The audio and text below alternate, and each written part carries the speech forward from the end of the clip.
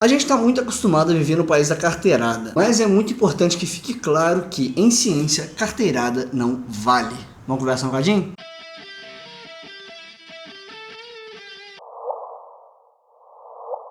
Nos vídeos que eu fiz sobre física quântica, mostrando que física quântica não dá base para espiritualidade ou nenhum tipo de misticismo, teve muita gente colocando nos comentários o nome de muitos físicos famosos dizendo que eles são autoridade no assunto. Há um tempo atrás me mandaram também no Facebook um print vergonhoso de um cara dizendo que é pós-doutor e que não tem não sei quantos artigos publicados e livro, e que ele afirmava que o heliocentrismo era só uma questão de conveniência. E eu mesmo já falei em alguns vídeos aqui que tem muita gente que não é da área da física, que gosta de falar de física quântica e acaba falando muita besteira. Então eu acho que ainda é tempo de eu esclarecer aqui se existe ou não uma autoridade em ciência, mas é muito importante que você assista esse vídeo inteiro, porque senão você vai sair com uma conclusão precipitada do que eu quero trazer aqui, ok? Existe autoridade em ciência, mas não argumentos de autoridade.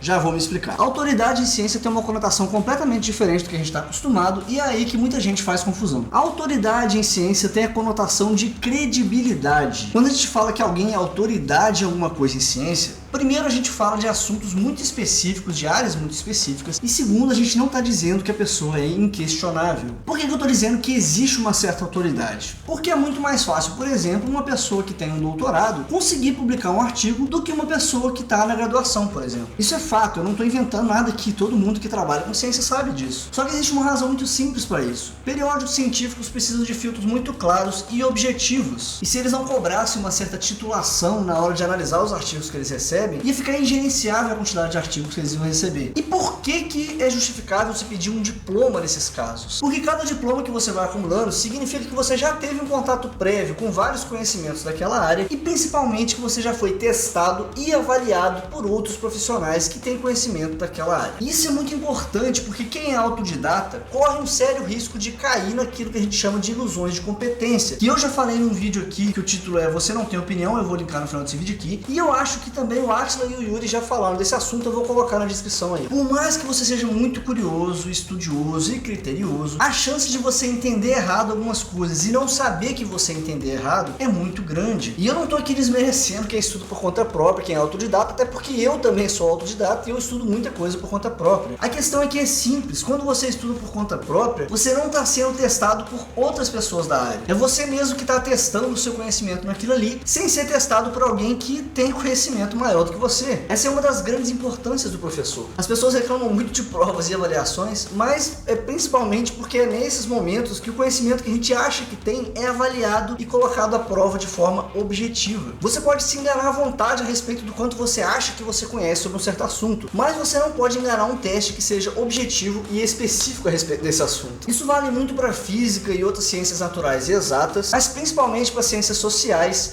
e filosofia, porque essas matérias envolvem muita subjetividade e a chance de você achar que você conhece só porque você leu muitos livros é muito maior. Nessas áreas exatas e naturais, você pelo menos tem testes que são objetivos e que tem uma resposta certa que você vai encontrar ou não. No caso de matérias que dependem de argumentação um pouco mais subjetiva ou um pouco mais ampla, não é tão simples fazer esse teste. Então a chance de você achar que você sabe mais do que você sabe de fato é muito grande. E é aí que mora essa importância dessa instrução formal, que vai ser a introdução do aluno na comunidade acadêmica, que é quem vai fazer essa avaliação dos argumentos que são apresentados e quem vai corrigir quando a pessoa estiver apresentando algum argumento ou alguma coisa que não faz sentido. Então, quando os periódicos olham a titulação de um pesquisador para avaliar se vai olhar ou não o artigo que ele enviou, é uma forma de já ter um método rápido de correção. Porque quem já avançou mais nessa área já está mais calejado, já aprendeu melhor a avaliar os próprios argumentos, já aprendeu a analisar melhor os próprios dados e, em teoria, já está mais bem preparado para apresentar um trabalho sério. Só que ter diploma não garante também que o artigo vai ser aceito. Você ter diploma já ajuda a ter o seu trabalho avaliado. Aí depois essa avaliação vai ser feita por pesquisadores que já têm um conhecimento na área, que vão avaliar se as suas conclusões estão coerentes com os dados que você apresentou, se a sua metodologia está bem explicada, se os seus cálculos estão coerentes e outras coisas desse tipo. E aí depois que o seu artigo é publicado, ele ainda vai estar em fase de avaliação, porque outros pesquisadores que têm áreas de interesse vão olhar esse artigo seu, vão fazer barulho na hora de eu gravar o vídeo, parece que eu moro lá de uma rodovia quando eu ligo a câmera, e aí depois que esse artigo é publicado, ele ainda vai estar em fase fase de avaliação por outros pesquisadores que sejam da área. Esses pesquisadores vão tanto ver se tem algum erro nesse artigo, quanto vão usar esse artigo para reproduzir o trabalho que essa pessoa apresentou e também, se for o caso, vão usar os resultados que essa pessoa obteve para avançar um pouco mais na área. Eu falei um pouco melhor sobre isso no meu vídeo O que é a ciência, que eu também vou linkar aí no final, vocês podem assistir depois. Quando um pesquisador começa a conseguir publicar vários artigos numa certa área, principalmente se ele consegue trazer muitos avanços nessa área específica, ele passa a construir uma reputação e a se tornar uma certa autoridade naquela área. Mas não autoridade no sentido de que tudo que ele disser é lei, autoridade no sentido que ele tem credibilidade naquele assunto específico. Ou seja, ele vai construindo uma certa reputação, e essa reputação é importantíssima porque é através dela que uma pessoa consegue se tornar referência em uma certa área. Ou seja, depois que um cara já conseguiu muitas publicações e muitos avanços, já foi se tornando referência, quando eu for fazer o meu trabalho, eu sei que, via de regra, o trabalho dele é um trabalho bem feito, feito de forma séria, que pode ser usado como base para um trabalho que eu vou fazer nessa área. Só que isso não significa que tudo que essa pessoa disser sobre essa área específica dele automaticamente é verdade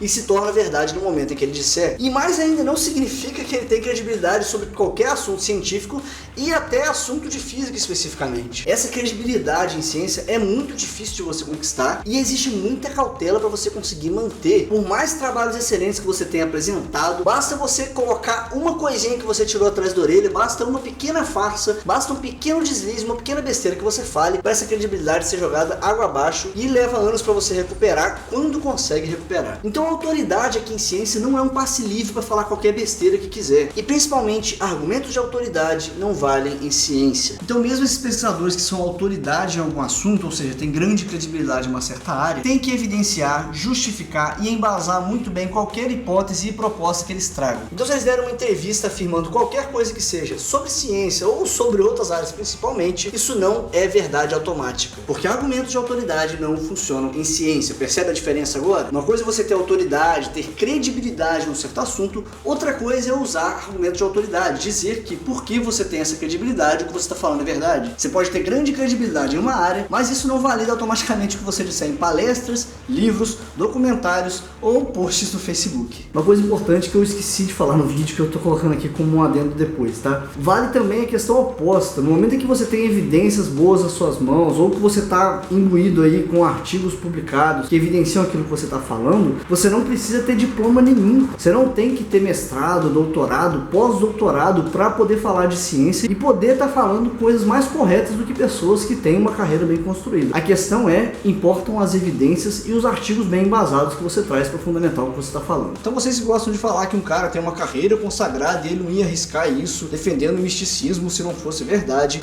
Pensem duas vezes. Isso é muito mais comum do que vocês pensam. Não são poucos os pesquisadores que descambam para fanatismo religioso ou que começam a perder a autocrítica porque se envolveram em algum tipo de ideologia e aí não conseguem mais publicar trabalhos e entram numa paranoia de que estão sendo perseguidos pela comunidade científica. Mas o fato é que estão fazendo trabalhos ruins mesmo e que não vão conseguir ser publicados porque esses trabalhos não são bons, ou inclusive os casos daqueles autores que resolvem começar a ganhar dinheiro, gente. Todo mundo pode ser corrompido, inclusive pesquisadores. É por isso que você tem sempre que olhar os argumentos trazidos, as evidências apresentadas e não a autoridade de quem está dizendo apenas. Não importa se sou eu, se é o pipoqueiro ali da esquina, se é um cara que tem pós-doutorado e artigos e livros publicados, se é o Stephen Hawking. No momento em que fizer uma afirmação que vai contra o conhecimento científico, que já é bem construído, evidenciado com observações e cálculos, a gente tem que trazer evidências que comprovem o que a gente está dizendo. Essa frase que é muito usada no Brasil, você sabe com quem você está falando, pode funcionar muito bem na internet para parecer fodão, e principalmente com gente que não conhece sobre o assunto, mas não funciona em ciência. Em ciência você tem que apresentar evidências, um bom embasamento e você vai ser questionado e refutado se for o caso. Muito obrigado a todos que tornam o meu trabalho possível através do apoia.c/primatafalante. Se quiser também apoiar a divulgação científica, visite esse endereço. Não se esqueçam de curtir, compartilhar e se inscrever no Primata Falante no YouTube para ver mais vídeos como esse. Abraço pra vocês e até o próximo vídeo. Ficaria ingerenciável a quantidade de artigos que teria que ser analisado para... As pessoas reclamam muito de provas e avaliações, mas é principalmente porque é nesse momento que as... Mas principalmente por ciências... Então quando os periódicos olham a titulação de um pesquisador para avaliar se vai aceitar ou não a publicação, essa credibilidade é dificílima de conquistar e exige muita cautela para ser mantida. Vai cair uma panela, vai cair o prédio, vai cair a câmera, vai cair tudo no mundo para atrapalhar a gravação. Então mesmo pesquisadores que sejam autoridade em um certo assunto... Possível, que eu não tá dentro do meu quarto.